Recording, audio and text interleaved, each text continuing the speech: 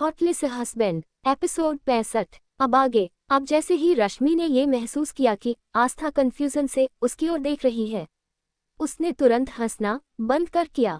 तब तक आकाश भी जल्दी से उस केबिन से बाहर निकल गया था।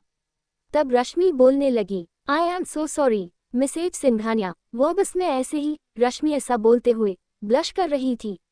भले ही उसने आकाश की ओर आंख मार दी थी, लेकिन फिर भी उसे अभी थोड़ी थोड़ी शर्म आ रही थी, क्योंकि उसने ऐसी हरकत पहली बार जो की थी। और लेकिन आकाश को ऐसे छेड़ने में उसे काफी ज्यादा मजा आ रहा था।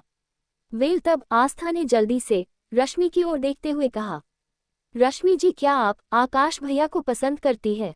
अब जैसे ही आस्था ने बड़ी ही मासूमियत से रश्मि से सीधे सीधे ये सवाल किया, रश्मि तो मानो किसी का कंधा ढूंढ ही रही थी, और उसने तुरंत कहना शुरू कर दिया, पसंद करती हूँ। अरे उस पर मैं मरती हूँ, और आज से नहीं 5 सालों से उसके पीछे दीवानी हूँ। लेकिन वो बंदा मजाल की मेरी तरफ आंख उठाकर भी देख ले। पता नहीं उसके दिमाग में क्या चल रहा है, मुझे देखता तक नहीं है। 2 साल पहले तो मैंने खुद सामने से उसे प्रपोज किया था, और उसने मुझे साफ साफ मना कर दिया। इनफैक्ट मेरी इंसल्ट की वह अलग।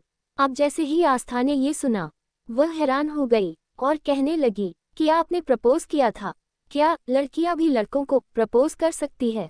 अब जैसे ही रश्मि ने आस्था की इस तरह की बातें सुनी, वह हैरान हो गई और कहने लगी, तुम कैसी बातें कर रही हो? लड़कियां प्रपोज क्यों नहीं कर सकती हैं? अगर लड़कियों को कोई पसंद आ जाता है तो उसे भी उसको प्रपोज करने का पूरा हक है। यार तुम ऐसा क्यों कह रही हो? क्या तुम्हें कभी किसी ने प्रपोज नहीं किया क्या? तब आस्था ने मासूम सी शक्ल बनाकर अपने कंधे उचका दिए थे और कहने लगे, ये आप कैसी बातें कर रही हैं डॉक्टर जी? भला हम किसी को पसंद कैसे कर सकते हैं? अगर हमने किसी लड़के से बात भी की तो हमारी तो नानी माँ हमारी टांगे ही तोड़ देगी। ऐसा कहकर आस्था बेचारा सा मुंह बनाने लगी थी। वहीं रश्मि उसकी इस तरह की बात सुनकर अपने मन में हंसने लगी। उसे ऐसा लगने लगा था मानो कि आस्था किसी और ही दुनिया से यहाँ आए हो, और वह सवाल पूछने लगी, टांगे तोड़ देंगे मतलब क्या है? तुम्हारा एक भी लड़का दोस्त नहीं है? तब आस्था कहने लगी, नहीं नहीं, हमारा तो कोई भी दोस्त नहीं है, और हमारी नानी माँ ने तो हमें आज तक कभी किसी लड़के से बात भी करनी नहीं दिया। गांव का जो प्रधान का बेटा था ना मिंटू, एक बार उसने हमसे बात करने की कोशिश की थी। तब हमारी नानी माँ ने जो झाड़ू से उसको इतना मारा, उसके बाद से वह कभी भी हमारी गली में नहीं आया। ऐसा कहते हुए आस्था डॉक्टर रश्मि को अपने गांव के किस्से सुनाने लगी थी।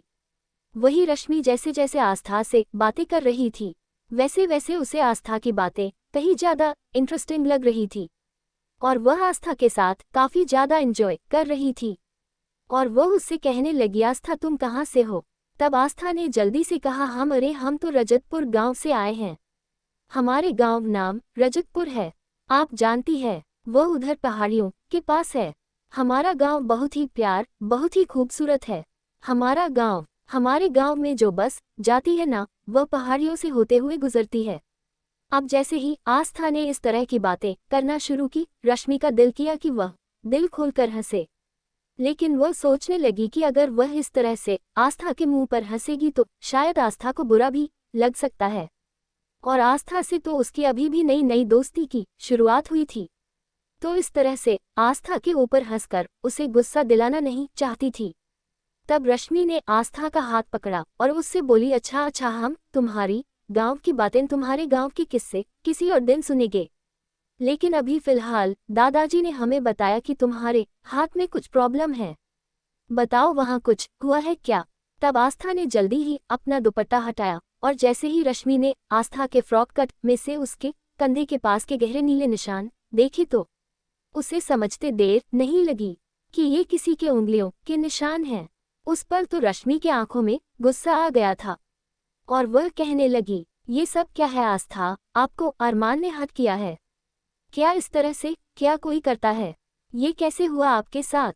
तब आस्था कहने लगी, वह हमारी इसमें कोई गलती नहीं है। उन्होंने हमें जब भी पकड़ा है, यहीं से इसी हाथ के कंधे के साइड पास से पकड़ा है, और अब तो हमारे हाथ में बहुत ज्यादा दर्द होने लगा है। वहां पर इतने सारे ड्रेस, इतनी ज्यादा महंगे महंगे ड्रेस थे कि हमें कुछ समझ ही नहीं आया कि हम कौन से कपड़े पहने। फिर हमें यही ड्रेस थोड़ा ठीक लगा तो हमने यही ड्रेस पहन लिए, लेकिन इनमें से भी ये हाथ दिखाई दे गया। हमने इसे छुपाने की भी कोशिश की, लेकिन दादाजी ने इसे देख लिया और फिर दादाजी ने हमें फिर आपके पास भेज दिया। आस्था ने बड़े ही मासूम तरीके से सारी बातें डॉक्टर रश्मि को बता रही थी। अब डॉक्टर रश्मि कहने लगी, तुम फिक्र मत करो, हम अरमान से बात करेंगे, तुम्हारे साथ आइंदा से वह नरमी से पेश आएगा। अब जैसे ही डॉक्टर रश्मि ने ये कहा, आस्था तुरंत बोल पड़ी, नहीं नहीं, ये आप कैसी बातें कर रही है रश्मि दीदी, अगर उस राक्षस को पता चल गया कि हमने उसकी शिकायत आपसे की है तो वह पता नहीं कौन सा रूप धारण कर लेगा। अरे वह नॉर्मल इंसान नहीं है, वह एक नंबर का पिशाच है। पिशाच? और आपको पता है, हमें उसके बारे में बचपन से पता है। अब जैसे ही आस्था ने इस तरह से फिर गोल मटोल बातें करना शुरू करी, रश्मि हैरान हो गई और सोचने लगी, क्या आस्था अरमान को बचपन से जानती है? लेकिन काफी सालों से तो रश्मि भी अरमान को जानती है, लेकिन अरमान ने कभी भी नहीं बताया कि वह कभी किसी आस्था को जानता है। इनफैक्ट आज तक उसके आसपास कभी किसी लड़की को भी देखा नहीं गया है। तब रश्मि हैरानी से कहने लगी, क्या तुम अरमान की चाइल्डहुड फ्रेंड हो क्या? अरमान तुम्हें बचपन से जानता है? तब आस्था ने बड़ी ही मासूमियत से कहा, अरे नहीं नहीं रश्मि दीदी, भला हम उसे राक्षस को क्यों जानेंगे, हम नहीं जानते उसे। फिर रश्मि बोली, लेकिन अभी तो तुमने बोला कि तुम बचपन से अरमान को जानते हो। तब आस्था उसे बताने लगी, हाँ वह तो हमें हमारी नानी माँ ने बताया था कि हमारे गांव में जो पीपल का पेड़ है वहीं पर इस तरह एक पिशाच रहता है, और वह पिशाच ही वह मिस्टर अरमान सिंघानिया है। ये बात हम जानते हैं, लेकिन आप प्लीज इस बात के बारे में किसी को मत बताइएगा, क्योंकि ये पिशाच लोग बहुत ज्यादा डरावने और होते हैं और ये लोगों का खून तक पी जाते हैं। अब जैसे डॉक्टर रश्मि ने आस्था की इस तरह की सर पैर की बातें सुनी, उसका भी एक बार को दिमाग घूमने लगा और वह सोचने लगी, कहीं इस लड़की को कोई साइकोलॉजिकल प्रॉब्लम तो नहीं है, ये किस तरह की बातें कर रही है। लेकिन फिलहाल डॉक्टर रश्मि ने अपना दिमाग झटक दिया और वह सोचने लगी कि मुझे लगता है कि इसे फटाफट से इसका ट्रीटमेंट करना चाहिए और उसको यहाँ से जल्द भेजना चाहिए। अगर मैं कुछ देर और इस तरह की बातें सुनती रही तो मैं तो पक्का पागल हो जाऊंगी, और मैं आकाश से शादी किए बिना, उसके बच्चे पैदा किया बिना पागल नहीं होना चाहती। तब डॉक्टर रश्मि बोली, डेफिनेटली अरमान पिशाच होगा। अच्छा आस्था, अब तुम अपने पिशाच की कहानी हमें बाद में सुनाना, अभी दादाजी ने तुम्हें जिस काम के लिए यहाँ भेजा है पहले हम वह काम कर ले।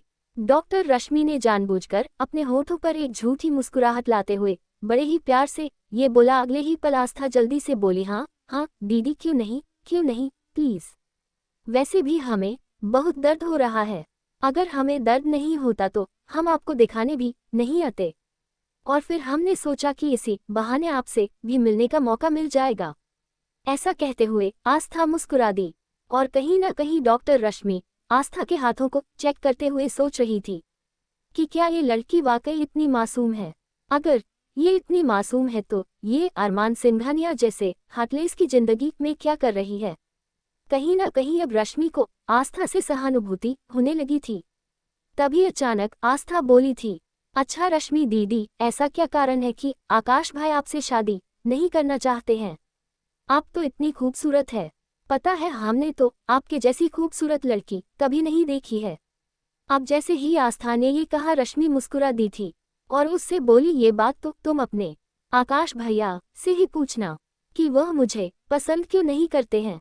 तब अचानक आस्था अपनी आंखें गोल गोल घुमाने लगी, और जब भी आस्था अपनी आंखें गोल गोल घुमाया करती थी तब उसके दिमाग में कुछ न कुछ खिचड़ी पक रही होती। तब वह जल्दी से बोली थी, अच्छा रश्मि दीदी, हमारे पास एक आइडिया है जिससे आकाश भैया आपसे शादी करने के लिए हाँ कह देंगे। अब जैसे ही आस्था ने ये कहा, रश्मि उसका हाथ उस वक्त अच्छी तरह से चेक करके उस पर कुछ लोशन वगैरह लगा रही थी। उसे छोड़कर वह तुरंत हैरानी से उसके सामने आकर बोली, क्या कहा तुमने, तुम्हारे पास ऐसा कोई आइडिया है? जिससे आकाश मुझसे शादी करने के लिए हाँ कह देगा। तब आस्था जल्दी से बोली, हाँ हाँ आपको पता है हमारे गांव में एक बचपन की सहेली थी मीना, उसको हमारे पास के ही एक दूसरे गांव के एक लड़के से उससे प्यार हो गया था। हालांकि जैसे ही नानी माँ को जब से पता चला था कि मीना किसी लड़के से प्यार करती है, तब नानी माँ ने हमारा मीना से भी मिलना जुलना बंद करवा दिया था, क्योंकि हमारी नानी माँ को बिल्कुल भी पसंद नहीं है किसी लड़के या लड़की का इस तरह से मिलना। लेकिन फिर भी मीना हमारी बचपन की दोस्त थी, हम उसे ऐसे बीच में थोड़ा ही ना छोड़ सकते थे। आपको पता है हमने मीना को उसके प्यार से मिलवाने में कितनी मदद की थी। हमने मीना के बापू को एक लेटर भिजवा दिया था और उसमें साफ साफ ये बात लिख दी कि मीना इस तरह से पड़ोस के गांव के लड़के को पसंद करती है, और अगर आपने मीना की शादी उसे लड़के से नहीं करवाई तो मीना घर छोड़कर भाग जाएगी। और ऐसे ही एक सेम लेटर हमने उस लड़के के घर पर भिजवा दिया था कि आपका लड़का इस तरह से पड़ोस के गांव की एक लड़की मीना से प्यार करता है, अगर आपने उसकी शादी उससे नहीं करवाई तो वह घर छोड़कर भाग जाएगा। अब आप लोग सोच लो कि आप लोगों को अगर अपनी इज्जत बचानी है तो उनकी शादी आपस में करवा दो। आपको पता है फिर क्या हुआ? डॉक्टर दीदी अपनी इज्जत के डर से उन दोनों के माँ बाप आपस में मिले और उन दोनों का रिश्ता पक्का करवा कर जल्दी ही उनकी शादी करवा दी। आपको पता है मीना आज कितनी खुश है? मीना बहुत खुश है। ऐसा कहकर आस्था ने अपनी बत्ती सी दिखा देती है। वही रश्मि आंखें फाड़कर आस्था को देखने लगी थी और मन मन में सोचने लगी, बाप रे ये कितनी खतरनाक लड़की है। एपिसोड 66 अब आगे। तभी आस्था कहने लगी, देखना रश्मि दीदी, आपको और आकाश भाई को तो हम एक करवा कर ही रहेंगे। अब जैसे ही आस्था ने ये कहा, रश्मि मुस्कुरा दी। थोड़ी देर पहले आस्था को लेकर एक मिनट में उसकी सोच बदल रही थी। कभी आस्था एकदम से शातिर दिखाई देने लगती थी, कभी एकदम थोड़ी सी दिमाग से खिसकी हुई नजर आती थी, तो कभी एकदम मासूम सी नजर आ रही थी। कहीं ना कहीं रश्मि आस्था को बार बार समझने की कोशिश कर रही थी और उससे बोली, अच्छा ठीक है, मैं आपकी बात समझ गई हूँ कि आप मेरी मदद करना चाहती है आकाश और मुझे एक करने के लिए, लेकिन उससे पहले मैं आपका ट्रीटमेंट तो कर दूँ, जिस ट्रीटमेंट के लिए आप यहाँ अस्पताल में आए हैं। ऐसा कहकर रश्मि मुस्कुरा दी और आस्था चुपचाप अच्छे बच्चे की तरह बैठ गई थी। रश्मि ने जल्दी ही कंधे के पास हाथ को अच्छी तरह से क्लीन करने के बाद वहां पर एक रेड कलर का तेल लगाना स्टार्ट कर दिया था, जिससे आस्था को थोड़ी जलन महसूस हुई थी। तब डॉक्टर रश्मि ने उसे बोला, डोंट वरी, ये जलन केवल कुछ ही देर के लिए है, उसके बाद आप अच्छा और कंफर्टेबल महसूस करेगी। तब आस्था रश्मि की बात सुनकर मुस्कुरा दी और कहने लगी, हमें आप पर पूरा भरोसा है। जल्द ही डॉक्टर रश्मि ने वहां पर एक छोटी सी पट्टी टाइप में कुछ कर दी थी, जिससे आस्था को दर्द कम हो जाए, और साथ ही साथ उसे कुछ पेन किलर खाने के लिए दे दी थी। तब आस्था जल्दी से बोली, अच्छा सुनिए रश्मि दीदी, हम एक काम करते हैं, हम आकाश भैया को अंदर भेजते हैं, तब तक आप अपनी मोहब्बत का थोड़ा सा जादू चलाए और उनसे हाँ बुलवाने की कोशिश कीजिए, तब तक हम बाहर इंतजार करेंगे। डोंट वरी, हम केबिन में किसी को आने भी नहीं देंगे। आप समझ रही हैं ना हमारी बात को? अब जैसे ही आस्था ने ये कहा, रश्मि शर्मा उठी। पहली बार कोई उसके प्यार के लिए इस तरह से स्टैंड ले रहा था, तो कहीं ना कहीं रश्मि को अच्छा भी लग रहा था और वह आस्था का दिल ही दिल में शुक्रिया भी अदा कर रही थी और सोच रही कि मैं नहीं जानती कि तुम असल में क्या हो, वाकई तुम इतनी मासूम हो या नहीं, कभी बेवकूफ सी लड़की हो, आखिर क्या हो तुम? लेकिन तुम वो पहली शख्स हो जिसने मेरे और मेरे प्यार के बारे में सोचा है। तुम सोच भी नहीं सकती कि मैं कितना खुश हूँ। ऐसे कहकर उसने आस्था के माथे को चूम लिया था। आस्था जल्दी मुस्कुराते हुए वहां से बाहर आ गई थी। आकाश जो कि बेसब्री से बाहर खड़ा होकर इंतजार कर रहा था, वह कहने लगा, आस्था आप ठीक है ना? आपको कोई परेशानी तो नहीं है ना? कहीं ना कहीं आकाश को उस वक्त आस्था की चिंता हो रही थी, इसीलिए वो रश्मि के केबिन से वो थोड़ी सी देर के लिए भी नहीं हटा था, क्योंकि आस्था की सिक्योरिटी को लेकर वह किसी तरह का कोई रिस्क नहीं ले सकता था। अभी आस्था के मन में तो शरारत सूझ रही थी कहीं ना कहीं उसने तो ठान ही लिया था। जिस तरह से उसने अपने गांव के दो प्रेमी जोड़ों को मिलवाया था, इसी तरह से वह आज रश्मि और आकाश को मिलवाएगी। क्योंकि उसे किसी महापुरुष ने कहा था कि अगर दो प्यार करने वालों को मिला दिया जाए तो ऊपर वाला भी बहुत खुश होता है। और वह तो वैसे भी अपने कान्हा जी को खुश करने के मूड में थी, क्योंकि उसके कान्हा जी उससे नाराज थे। अब जैसे ही आस्था ने आकाश की बात सुनी, वह बोलने लगी, हाँ आकाश भैया हम ठीक है, लेकिन वह डॉक्टर मैडम ने कुछ दवाइयाँ दी है जो हमें समझ में नहीं आ रही है। उसे कैसे खानी है, कैसे लेनी है, तो आप एक बार प्लीज जाकर उनसे दवाइयों समझ लीजिए। और हाँ, आप उनका फ़ोन नंबर ले लेना। हो सकता है कभी को हमारी तबीयत खराब हो गई तो हम उनसे फ़ोन पर पूछ तो सकेंगे हमें क्या करना है। अब जैसे ही आस्था ने ये कहा, आकाश ने मन में सोचा अंडस्को कि ये रश्मि ढंग से आस्था को मेडिसिन के बारे में नहीं समझा सकती थी। क्या मेरा उसके पास जाना जरूरी है? अगर उसने फिर से कोई हरकत की तो मैं एक बार फिर कोई गलत हरकत कर बैठा तो। कहीं ना कहीं आकाश रश्मि के केबिन में अंदर जाने से हिचकिचा रहा था, लेकिन तभी आस्था ने अपना सर चकराने का बहाना बनाकर केबिन के बराबर में जो डेस्क था उस पर बैठ गई और कहने लगी, आकाश भैया अभी तक आप यहीं खड़े हैं, जल्दी जाए ना, हमें दवाइयाँ भी खानी होगी। देखिए ना हमारा सर चक्कर आ रहा है। जल्दी ही आस्था ने आकाश को रश्मि के केबिन में भेज दिया था और बाहर से कुंडी लगा दी थी ताकि आकाश जल्दी से बाहर ना निकल पाए। अब जैसे ही आस्था ने बाहर से कुंडी लगाई, आकाश चौंक गया था। वह दरवाजा खोलने के लिए आवाज लगाने लगा, आस्था आस्था दरवाजा खोलो। आस्था ये क्या कर रही हो तुम? आस्था दरवाजा खोलो, देखो तुम्हारा इस तरह से अकेले रहना ठीक नहीं है, तुम्हारी जान को खतरा हो सकता है। आस्था तुम्हें क्या मेरी बात समझ में नहीं आ रही है? ऐसा कहकर आकाश दरवाजा खटखटाने लगा था, लेकिन तभी उसे अपने ऊपर किसी की गहरी नजरों तपिश महसूस हुई और उसने जैसे ही पीछे मुड़कर देखा तो रश्मि उसके बेहद करीब खड़ी हुई थी। रश्मि को अपने इतने करीब देखकर आकाश बुरी तरह से हड़बड़ा गया और एक पल को उसके दिल की धड़कन काफी तेजी से बढ़ने लगी थी। तब रश्मि उसके पास आकर कहने लगी, क्या हुआ? तुम मुझे जबरदस्ती किस कर सकते हो तो क्या मैं तुम्हें कि नहीं कर सकती? मिस्टर आकाश, तुम ये बात अच्छी तरह से जानते हो कि मैं तुम्हें कितना प्यार करती हूँ और अपने प्यार का मैं तुम्हें आज सबूत भी दूंगी। ऐसा कहकर जल्दी ही रश्मि धीरे धीरे आकाश के होठों की तरफ बढ़ने लगी थी, लेकिन आकाश उसे बीच में रोकने लगा था और वो बोला, अपनी ये चीप हरकतें बंद करो और फटाफट से मुझे आस्था की दवाइयाँ दो, क्योंकि उसकी तबीयत ठीक नहीं है। तभी रश्मि मुस्कुराते हुए कहने लगी, शायद भूल रहे हो, आपकी मिसेज आस्था अरमान सिन्हानिया मेरी छोटी बहन की जैसी है और उसी ने ये आइडिया दिया है कि मैं आपको यहाँ कमरे में बुलाऊं। अब जैसे ही आकाश ने ये सुना, उसने अपने माथे पर हाथ मार लिया था और वह समझ चुका था कि आस्था तो कितनी ज्यादा शैतानियां करती है और इधर उधर की बातें करती है। जरूर इस रश्मि ने उसके दिमाग में कुछ न कुछ भर दिया होगा, इसीलिए उसने ऐसी हरकत की है। अब आकाश एक फिर जोर से दरवाजा पीटने लगा था और कहने लगा, आस्था प्लीज दरवाजा खोलो। आस्था, ये क्या बचपना है? आस्था ने लेकिन दरवाजा नहीं खोला था।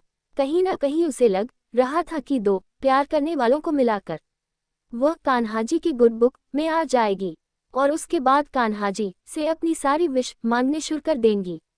वो तो इसी चक्कर में थी। तब तक रश्मि धीरे धीरे आकाश के करीब बढ़ रही थी और कहने लगी, आखिरकार प्रॉब्लम क्या है? आकाश, पूरे 2 साल हो चुके हैं, मुझे लगता है कि तुम्हें अब ज्यादा देर नहीं करनी चाहिए और हम दोनों को एक हो जाना चाहिए। मैं तुमसे बहुत प्यार करती हूँ। मैं कितनी बार तुम्हें ये बात बता चुकी हूँ, आखिर तुम क्यों नहीं मानते हो? तब आकाश रश्मि की ओर देखकर इरिटेट आवाज के साथ कहा, देखो रश्मि, मुझे तुमसे कोई प्यार नहीं है। मैं तुम्हें ये बात पहले ही बता चुका था और तुम अच्छी तरह से जानती हो कि ये प्यार व्यार पर मुझे किसी तरह का कोई भरोसा नहीं है और अगर वाकई मुझे भी तुमसे प्यार होता तो मैं कब का तुमसे शादी कर चुका होता। लेकिन जब मैं तुमसे प्यार ही नहीं करता तो तुमसे शादी क्यों करूं? अपनी बात कंप्लीट करने के बाद आकाश चुप हो गया और रश्मि के रिएक्शन को नोटिस करने लगा। आकाश ने एक पल में रश्मि का दिल एक बार फिर बुरी तरह से तोड़ दिया था और रश्मि सिस्क सिस्क कर रोने लगी। अब आकाश रश्मि को इस तरह से रोता हुआ देखकर इरिटेट हो चुका था और बोलने लगा, प्लीज यार, अभी गवारों की तरह रोना बंद करो। तुम एक जाने मानी डॉक्टर हो, तुम्हारा इस तरह से किसी लड़के के पीछे आई लव यू कहकर घूमना अच्छा नहीं लगता है। अब आकाश ने जैसे ही खड़े खड़े रश्मि के मुंह पर उसके प्यार की बेइज्जती की, रश्मि की तो आंखें बाहर निकलने को तैयार थी। उसके वजूद, उसकी सेल्फ रिस्पेक्ट को आकाश की बातों से काफी ज्यादा चोट लगी थी। उसका आकाश के लिए इतने सालों का इंतजार, आकाश के लिए प्यार का एहसास सब बेफिजूल लग रहा था। एक पल में ही उसके सारे भरम टूटे हुए से नजर आने लगे थे। उसे ऐसा लगने लगा था मानो कि उसकी इस दुनिया में कोई सेल्फ रिस्पेक्ट और उसका कोई वजूद ही ना हो। वहीं दूसरी ओर आस्था को छोटा सा कान्हाजी का मंदिर दिखाई दे गया तो फटाफट से वहां जाकर हाथ जोड़कर आंखें बंद करके वहां खड़ी हो गई थी और प्रार्थना करने लगी, कान्हा जी, हमने एक और प्रेमी जोड़े को मिलाने की कोशिश की है। प्लीज, जैसी आपकी राधा कृष्ण की जोड़ी है, बिल्कुल वैसी जोड़ी उन दोनों बना दीजिए ना, और उसके बाद आप हमारी मदद कीजिएगा। हम जानते हैं कि आप हमसे बहुत ज्यादा नाराज हैं, लेकिन हमें आपको मानना भी अच्छी तरह से जानते हैं। हम आपके पसंद के 2 से 4 काम कर देंगे और आप मान जाएंगे। ऐसे कहकर आस्था उस वक्त पूरी तरह से अपनी प्रार्थना में लीन हो चुकी थी। और वैसे भी जब उसकी प्रार्थना शुरू होती थी जल्दी से खत्म नहीं होती थी। कितने ही सारा लंबा चौड़ा शिकायत का पिटारा वो कान्हा जी के सामने खोलकर बैठ जाया करती थी। वही आकाश और रश्मि जो कि उस वक्त केबिन में मौजूद थे, दोनों ही पूरी तरह से इरिटेट हो चुके थे, क्योंकि अब रश्मि भी आकाश के साथ 1 मिनट भी नहीं रुकना चाहती थी। इसीलिए रश्मि ने जोरों से अब अपने केबिन का दरवाज़ा खटखटाना शुरू कर दिया था। रश्मि को इस तरह से दरवाज़ा खटखटाते हुए देखकर आकाश उससे कहने लगा, अपनी ये फालतू के बकवास बंद करो और जो तुम नाटक कर रही हो ना, वो सब बेकार है। ये सब दिखावा मेरे सामने करने की कोई ज़रूरत नहीं है। मैं जानता हूँ कि तुमने ही इस तरह का चिप प्लान किया है ताकि हम दोनों यहाँ इस कमरे में कैद हो जाए, फिर हमारी बदनामी हो और तुम्हारा हॉस्पिटल का स्टाफ हमें एक साथ देखे और तुम इज्जत का रोना देखकर मुझे तुमसे ज़बरदस्ती शादी करने पड़े। और रियली डॉक्टर रश्मि श्रीवास्तव, मैंने कभी नहीं सोचा था कि आप इतना ज़्यादा गिर जाएंगी। अब तो आकाश के बातें रश्मि के बर्दाश्त से बाहर हो चुकी थी। इनफैक्ट उसका दिल इतना ज़्यादा तड़प गया था कि उसकी इतनी हिम्मत ही नहीं हुई कि वह आकाश के ऊपर हाथ भी उठा सके और उसे रोक सके कि वह उसके बारे में उल्टी सीधी बकवास बातें ना करें। वहीं दूसरी ओर, क्योंकि अब आस्था मंदिर में मौजूद थी और जब वह आंखें बंद करके प्रार्थना कर रही थी, तभी आस्था कानों में कुछ चीखने चिल्लाने की आवाज़ें आने लगी और वो आवाज़ की दिशा की ओर देखने लगी। एक इमरजेंसी पेशेंट को अस्पताल में लेकर आया गया था। आस्था उसे देखकर बहुत ही ज्यादा चिंता में हो रही थी और फटाफट से आगे बढ़कर उसे देखने लगी, लेकिन इसी बीच अरमान सिंघानिया, जो कि तूफान की तरह आस्था की ओर ही बढ़ रहा था, जैसे ही उसकी नज़र आस्था पर पड़ी और आस्था को उसने बाहर सही सलामत खड़े देखा और आस्था के आसपास उसकी नज़र आकाश को ढूंढने लगी और आकाश उसके आसपास कहीं नहीं दिखाई दिया तो अरमान बौखला उठा और वह सोचने लगा कि जरूर आस्था ने वीर रायचंद को फोन करके बुला लिया है और आकाश को उसके हवाले कर दिया है, क्योंकि आस्था को लेकर अरमान मन में शक था कि खत्म होने का नाम ही नहीं ले रहा था, क्योंकि जिस तरह से प्रियंका के बॉयफ्रेंड को शादी से अगवा किया गया था और उसके बाद प्रियंका का शादी से चले जाना, फिर आस्था का शादी कर लेना और वो भी अरमान को बिना पता लगे, तो कहीं ना कहीं ये सारी बातें इस वक्त आस्था को शक के घेरे में खड़ा कर रही थी। अब क्योंकि आस्था की सहमी हुई नज़रें इस वक्त उस एक इमरजेंसी पेशेंट को देख रही थी जिसका एक्सीडेंट हुआ था, वही अरमान तुरंत आस्था ठीक सामने जाकर कर खड़ा हो गया। अब अरमान आस्था के साथ क्या करेगा, जानने के लिए कमेंट करें।